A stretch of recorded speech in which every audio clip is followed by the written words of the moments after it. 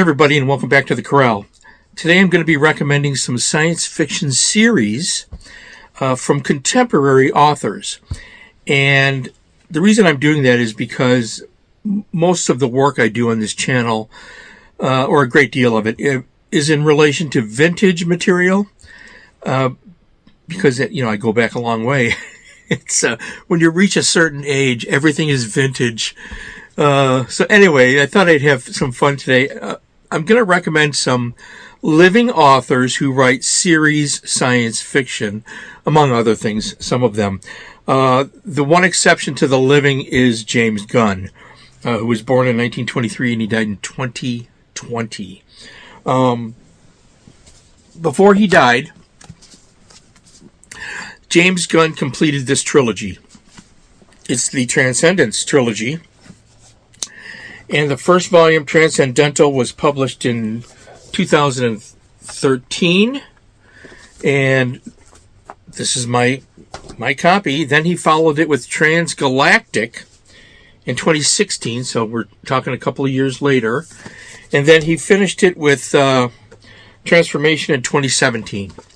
All right. And you'll note that these books are not particularly long. This is not the typical publisher's request to have 80 to 100,000 words and pad the book with exposition that goes nowhere, which is the state of publishing today when it comes to series writing. And you see that everywhere. It's just that we have to have this and that. It's James Gunn used a shorter format. I don't know what the word count is. It might be 80,000, but he doesn't bloat the text, so they're easy, they're manageable, they are accessible to read.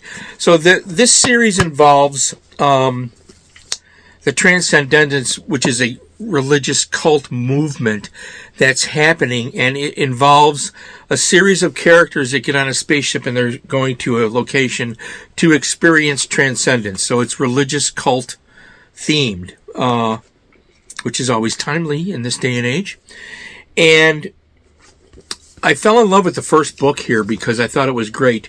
His world building, his characterizations, which most of them are aliens, is really good. He's not the type of writer, James Gunn, who goes into elaborate details on alien features, but he can just do it simply. It resembled an octopus face or something. That's just paraphrasing things.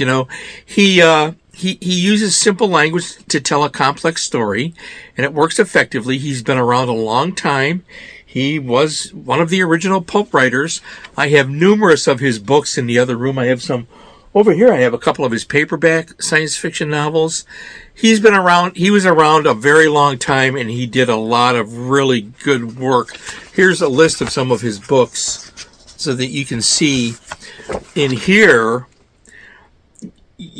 novels and, everything. Starbridge with Jack Williamson from 1953 is an acknowledged classic. I have that in many others. So anyways, I'm quite familiar with his work, and I really enjoyed this.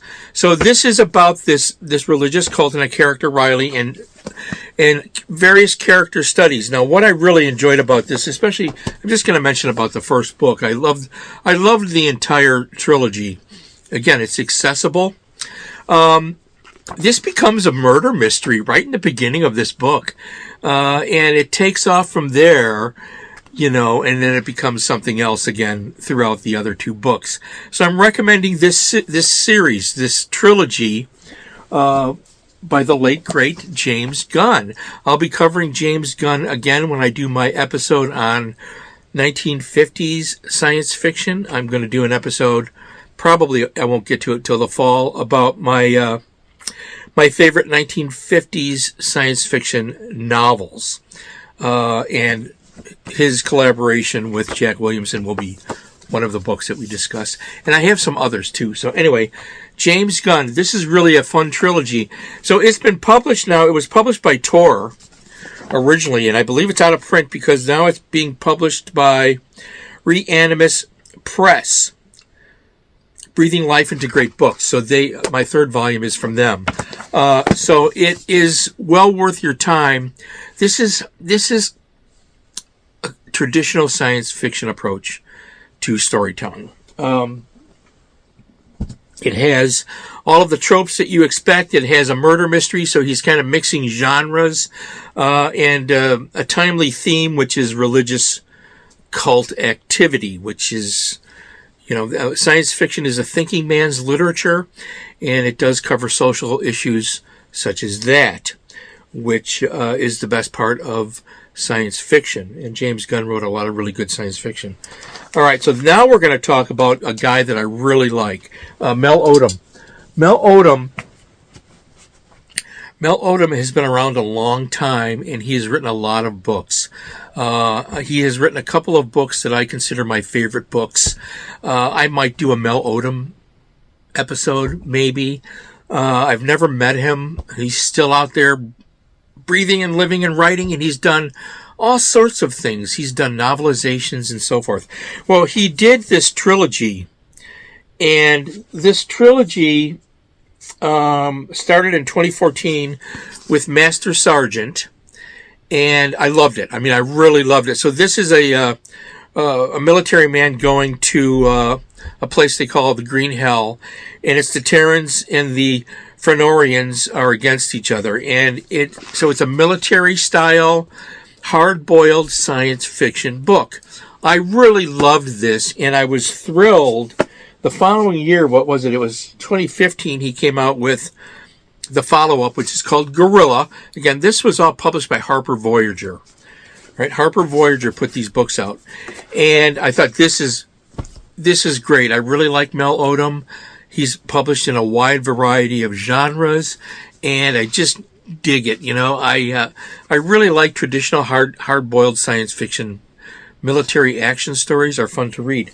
Well, the third volume didn't appear for quite a few years, and I thought, what the heck's going on? I'm not in contact with him. I don't know him. I don't know what happened, but the final book was published 5 years later in 2020, so we had a long wait. And the final book is a little longer than the first two.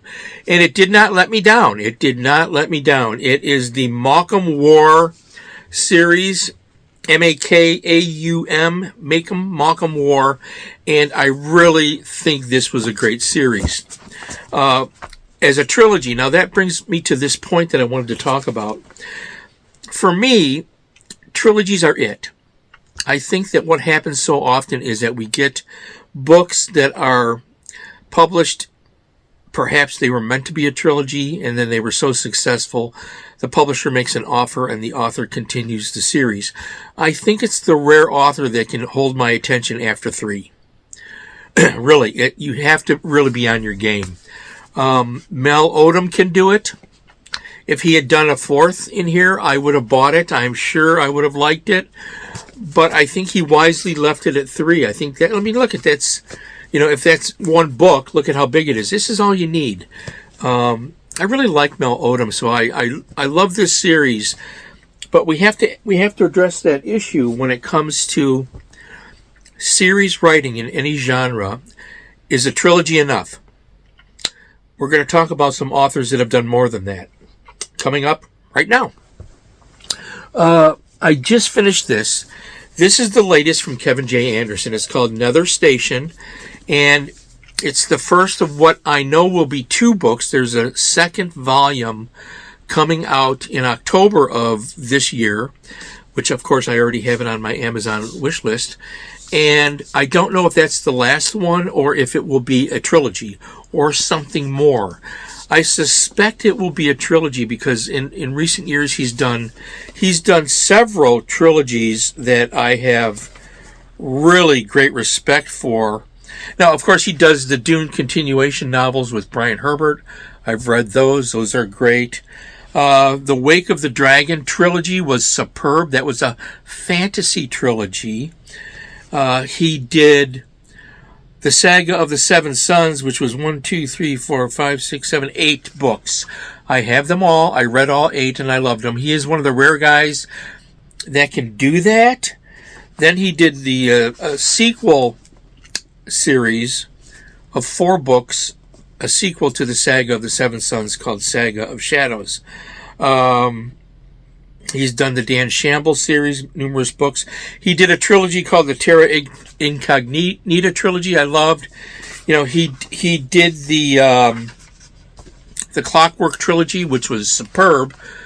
Steampunk. So I'm a fan of Kevin J. Anderson. And by the way, of all the authors I'm talking about, Kevin is the only one I've met. I actually met him twice. First time I met him was at a book signing in Schaumburg, Illinois. He signed the Terra Incognita trilogy for me. And so I'm really proud to have that. And I believe I have the entire saga of the Seven Sons paperback, each one signed by him, that I bought from him years ago. Anyways, I'm a fan of Kevin J. Anderson. I should probably do an episode about him because he has so many good things. This is published by who did this? This is published by Blackstone in conjunction with Weird Tales. So it has the Weird Tales logo up here. There are Lovecraftian elements in this. This is hard-boiled science fiction that he does as well as anyone possibly could. But the horror elements in this really set it apart. And in the first 50 pages, there are some plot twists that stunned me. Now Kevin is a writer that can do plot twists better than anybody. So I really love this book. So I'm looking forward to the second. If it's only 2, fine. If he does a third, great. Because he's good at trilogies. He's good at anything. But I prefer the trilogy over the extended series writing. What do you think?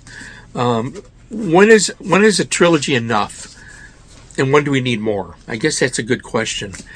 Some of you hard-boiled science fiction fans, please feel free to politely check in with the comments and let me know what you think. I'm going to talk about two series coming up here, 3 actually, where I've only read the first 2. I read John Scalzi's Old Man's War, which I love this book. This is a great book.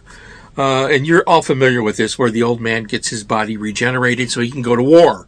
Great premise, and this is now considered a modern classic. John Scalzi is still out there writing. I have the utmost respect for him as a writer.